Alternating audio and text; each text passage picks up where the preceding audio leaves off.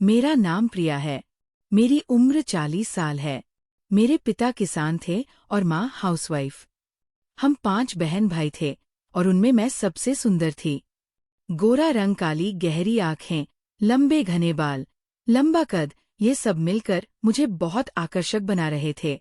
बचपन से ही मेरा स्वभाव बहुत शांत था। मुझे ज्यादा बातें करना या हंसना बिल्कुल पसंद नहीं था। जब मैं 10वीं कक्षा में थी, तभी मेरे लिए रिश्ते आना शुरू हो गए। हर कोई चाहता था कि उसका बेटा मुझसे शादी करे, लेकिन मैं अपने ही गांव के एक लड़के को पसंद करने लगी थी। वह भी मुझसे बहुत प्यार करता था। हम दोनों शादी करना चाहते थे, लेकिन तभी पिताजी ने मेरे लिए एक लड़के को पसंद किया, जो मुझे बिल्कुल भी पसंद नहीं था। उस लड़के का नाम जतिन था। उसकी उम्र मुझसे लगभग दुगुनी थी। मैं हर वक्त उससे बात करने को तरसती थी, लेकिन वह मुझे कभी टाइम ही नहीं देता था। मेरी सगाई हो गई थी, तो मैं अक्सर माँ से कहती, माँ जतिन मुझे अच्छा नहीं लगता। माँ पूछती क्यों, उसमें क्या बुराई है? मैं कहती वो मुझे वक्त ही नहीं देता। मैं मैसेज करूं तो कई कई दिन तक जवाब नहीं देता। मेरा मैसेज तक नहीं खोलता, लेकिन इंस्टाग्राम पर उसकी नई वीडियो हमेशा आ जाती है। माँ कहती हो सकता है वो बिजी हो। मैंने बहुत समझाया कि मेरी शादी वहां मत करना। माँ मैं कैसे रहूंगी वहां? जतिन तो हर दूसरे दिन किसी न किसी देश चला जाता है, ज्यादातर दुबई। जब मैं उससे पूछती हूँ तो बस इतना कह देता है कि जरूरी काम से गया था। अब मुझे भी शक होने लगा था, लेकिन थोड़ी खुशी भी होती थी कि मेरा होने वाला पति विदेश जाता है। मैं अपनी सहेलियों को शान से बताती, लेकिन अंदर ही अंदर मुझे डर और बेचैनी रहती। सच कहूं तो मैं जतिन से शादी ही नहीं करना चाहती थी। मुझे वो अजीब लगता था। कभी इतना ख्याल रखता कि हद कर देता, तो कभी ऐसा बर्ताव करता जैसे मैं उसके लिए कोई मायने ही नहीं रखती। इसी वजह से मैं हर वक्त टेंशन में रहने लगी। उसी दौरान मुझे भी इंस्टाग्राम का शौक लग गया। मैंने अपनी वीडियो बनाना शुरू किया और अपलोड करते ही ढेरों लाइक्स और कमेंट्स आने लगे। मैं खूबसूरत थी तो मेरे फॉलोवर्स भी बहुत तेजी से बढ़ने लगे। अब मैंने जतिन से बात करना कम कर दिया। बस मैं यही चाहती थी कि वह भी मुझे किसी बात पर रोके टोके नहीं। धीरे धीरे इंस्टाग्राम मेरी आदत बन गया और मैं ज्यादातर वही लगी रहती। जब मैंने उसे नजरअंदाज करना शुरू किया, तो अब जतिन ही मुझे मैसेज करने लगा। आजकल कहाँ बिजी रहती हो? बात क्यों नहीं करती? तब मैंने सोचा कि जतिन से छुटकारा पाने का बस एक ही तरीका है। अगर उसे बता दूं कि मैं इंस्टाग्राम पर वीडियो बनाती हूं, तो वो ये रिश्ता तोड़ देगा। क्योंकि इज्जतदार लोग अपने घर की लड़की को सबके सामने यूं नहीं देख सकते। एक दिन उसका गुस्से से भरा मैसेज आया, आजकल कहाँ बिजी रहती हो? बात भी नहीं करती। मैंने साफ साफ लिख दिया, इंस्टाग्राम पर वीडियो बनाती हूँ और मेरे पास इतना टाइम नहीं होता कि तुमसे बातें कर सकूं। मुझे पूरा यकीन था कि वह उसी वक्त रिश्ता तोड़ देगा। लेकिन मैं हैरान तब हो गई जब उसने बड़े उत्साह से कहा, अरे ये तो बहुत अच्छी बात है। मुझे तो हमेशा बोल्ड लड़कियां ही पसंद आती है। शुरू में तुम मुझे बिल्कुल घरेलू और साधारण सी लगती थी। हर वक्त घर के कामों में लगी रहती थी, तो मुझे तुमसे चिढ़ होने लगी थी। इसलिए मैंने तुमसे बात करना बंद कर दिया था, क्योंकि मुझे तुम पर गुस्सा आता था। लेकिन अब जब तुम अपनी जिंदगी में कुछ नया कर रही हो, आगे बढ़ रही हो, तो मैं इसमें तुम्हारे साथ हूँ। मैं ये सुनकर हैरान भी हुई और अंदर से थोड़ी खुश भी कि शुक्र है, जतिन ने मुझे वीडियो बनाने से रोका नहीं। लेकिन उसकी ये बात मैंने नकारात्मक रूप में अपने माता पिता से साझा कर दी। मैंने उनसे कहा, देखिए ये कैसे इंसान है। जब मैं घरेलू थी तब मुझे नजरअंदाज करता था, और अब जब मैंने इंस्टा पर वीडियो बनाना शुरू किया है, तो अचानक मुझ में दिलचस्पी लेने लगा है। ये कैसा रिश्ता है? मुझे तो जतिन बिल्कुल भी ठीक नहीं लगता। जरूर इसमें कुछ गड़बड़ है। लेकिन आप लोग तो जैसे आंखें बंद करके उस पर भरोसा किए जा रहे हैं। आपको इस बात की परवाह नहीं कि आपकी बेटी को उसी घर में जाना है। ये सुनकर पिताजी गुस्से में बोले, जतिन एक अच्छा इंसान है। अगर वो तुम्हें इतनी खुली आज़ादी दे रहा है, तो ये उसका बड़पन है। और जो तुम चाहती हो, कम से कम मैं ऐसा तो कभी नहीं होने दूंगा। मैं हैरानी से पिताजी को देखने लगी। आखिर वो कहना क्या चाहते थे? तभी माँ बोली, मैंने आपको समझाया था कि इसके सामने उस बात को मत छेड़िएगा, लेकिन आपने फिर वही बात कह दी। अब जब इसका रिश्ता वहां तय हो ही गया है तो पुरानी बातों को कुरने से क्या फायदा?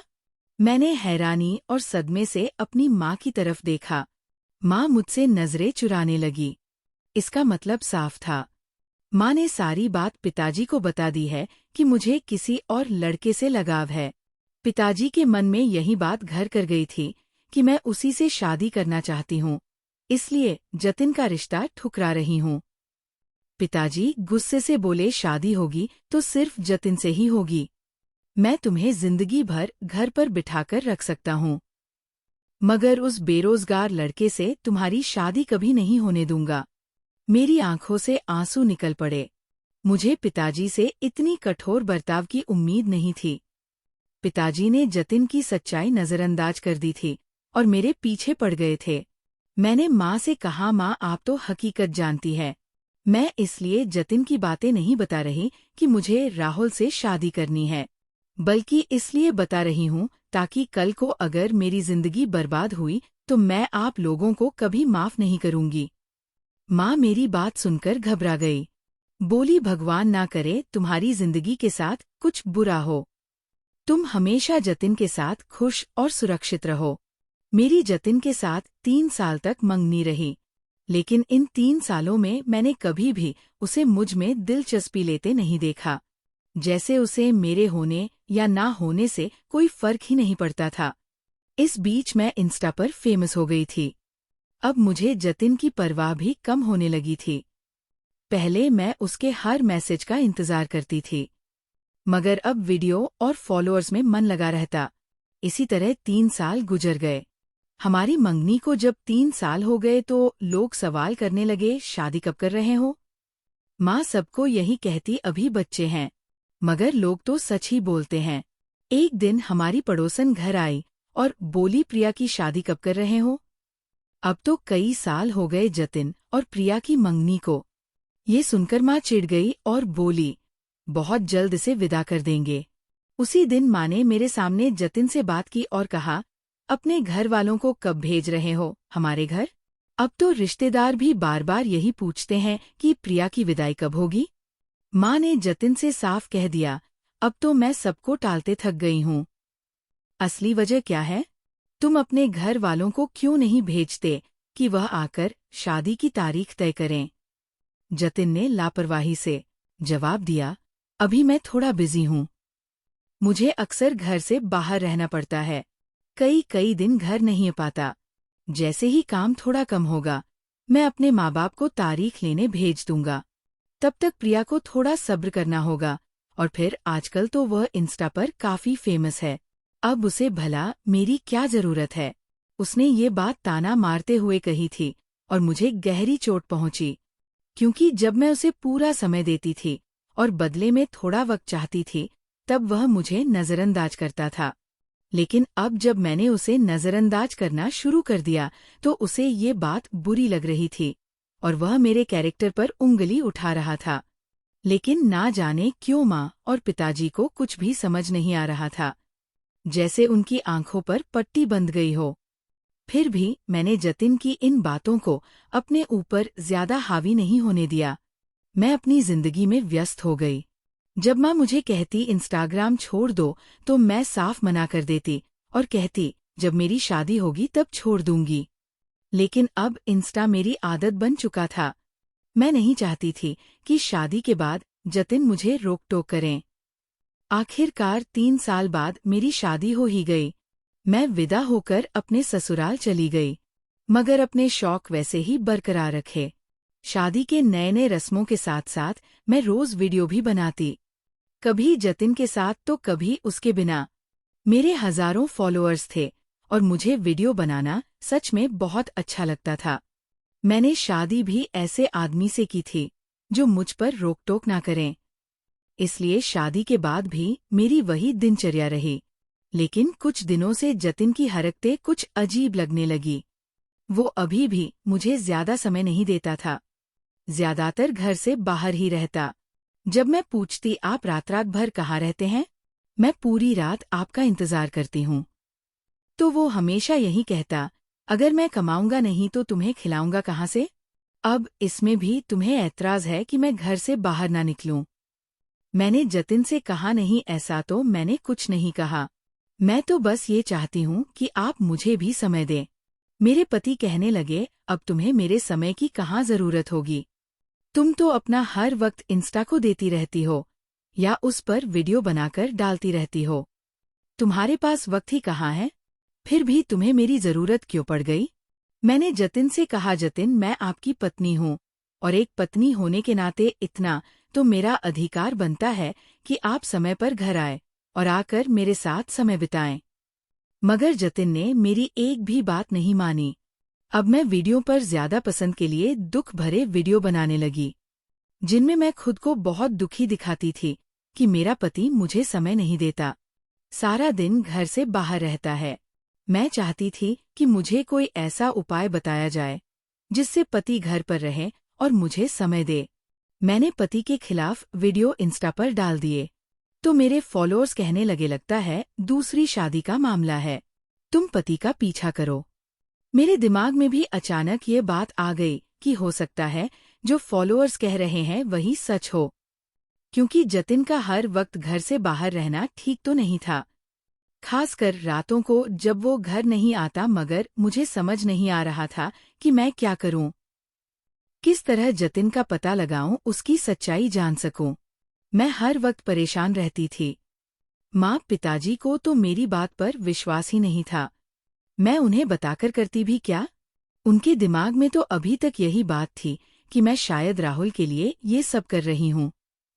अगर मैं जरा भी जतिन की कोई बात बताती तो वह मुझे झिड़क देते और कहते, तुम अभी तक राहुल को नहीं भूली हो, इसीलिए जतिन के खिलाफ बातें करती हो, वरना उसकी अच्छाइयाँ देखो, तुम्हें उसमें कोई बुराई दिखाई नहीं देगी। मैं हर वक्त घुटती रहती, मगर मैं कब तक ऐसी जिंदगी गुजार सकती थी। अकेले रहकर भी मैं थक चुकी थी। इंस्टा पर वीडियो अपलोड करती रहती, लेकिन अब वहां से भी मेरा मन उगने लगा था। मुझे अपनी जिंदगी में सुकून चाहिए था, जो मुझे मिल ही नहीं रहा था। शादी से पहले भी जतिन का यही हाल था और शादी के बाद तो और भी बुरा हो गया था। एक दिन जतिन देर रात घर आया तो मैं बहुत गुस्से में थी। मैंने उससे पूछा, तुम पूरे दिन कहाँ थे? जतिन मुझे हैरानी से देखने लगा और बोला, तुम जानती तो हो कि मैं काम में व्यस्त था। मैंने कहा, ऐसा कौन सा काम है जिसमें तुम्हें हर हफ्ते कम से कम 2 बार विदेश जाना पड़ता है? घर आकर तुमने मुझे आज तक 1 रुपया भी नहीं दिया और कमाई की बातें ऐसी करते हो जैसे तुमसे ज्यादा अमीर कोई और नहीं है। मेरी बात सुनकर वो हैरान रह गया। उसने कहा, तुम मुझ पर शक कर रहे हो? मैंने जवाब दिया, नहीं, मुझे पूरा यकीन है कि तुम जरूर कोई गलत काम कर रहे हो। इस बात पर हमारी बहुत लड़ाई हुई। मैंने भी उसे खरी खोटी सुनाई और उसने भी मुझे, मगर मैंने ठान लिया था कि अब मैं इस बात का सच जानकर रहूंगी। मैं सबके सामने अपने पति की हकीकत लाकर रहूंगी। उसी दौरान इंस्टा पर मेरी पहचान एक लड़के से हो गई। वह किसी दबन का बेटा था। पहले तो मुझे डर लगा कि मैं ये क्या कर रही हूँ, लेकिन बाद में मैंने सोचा कि शायद इससे मुझे कुछ फायदा हो सकता है। उसका नाम करण था। वो अच्छा इंसान था। उसने आज तक मुझसे कभी बदतमीजी से बात नहीं की। वो हमेशा सम्मान से बात करता था और मैं भी उसके साथ धीरे धीरे घुल मिल गई। मैं जो भी कहती वो तुरंत पूरी कर देता। मुझे बहुत हैरानी होती थी कि कोई अजनबी इस तरह कैसे किसी का अच्छा कर सकता है। मैं अक्सर उससे कहती, तुम्हें मुझ पर इतना भरोसा नहीं करना चाहिए, तो वो हंसकर कहता, मुझे तो करना ही चाहिए, बल्कि तुम्हें मुझ पर भरोसा नहीं करना चाहिए क्योंकि मैं गैर लड़का हूँ और तुम कितनी आसानी से मुझसे सब बातें कह देती हो। हमारी बातचीत अब इंस्टा से बढ़कर फोन पर होने लगी। हम घंटों बातें करते, ना उसकी बातें खत्म होती और ना मेरी। एक दिन जब मैं जतिन से लड़कर रो रही थी, तभी करण का फोन आया। मैंने पहले सोचा कि फोन नहीं उठाऊंगी, मगर अचानक मन में ख्याल आया कि क्यों ना उसे सब सच बता दूं। शायद करण मेरी मदद कर सके। मैंने करण को सारी बात बता दी। वो कहने लगा, तुमने ये बात पहले क्यों नहीं बताई? मैंने जवाब दिया, मुझे जरूरी नहीं लगा था, मगर अब मैं चाहती हूँ कि मैं जतिन की असली सच्चाई का पता लगाऊं। लेकिन मैं उसका पीछा कैसे कर सकती हूँ? तुम मुझे कोई उपाय बता दो। तभी वह बोला, मेरे पास एक उपाय है, लेकिन ये खतरनाक है। मैं नहीं चाहता कि तुम ये खतरा अपने सिर लो, मगर मैंने साफ कह दिया, मैं हर हाल में जतिन की सच्चाई जानना चाहती हूँ और उससे छुटकारा पाना चाहती हूँ, क्योंकि मैं अब और उसके साथ नहीं रहना चाहती। ये सुनकर करण बोला, ठीक है, मैं तुम्हारी मदद करूंगा। लेकिन उसकी अगली बात ने मेरे पैरों तले जमीन खींच ली। उसने कहा, मेरी एक शर्त है। मैंने घबराकर पूछा, कैसी शर्त? वह बोला, तुम्हें जतिन से तलाक लेकर मुझसे शादी करनी होगी। मैं तुम्हें बहुत खुश रखूंगा। मैं हैरान रहा।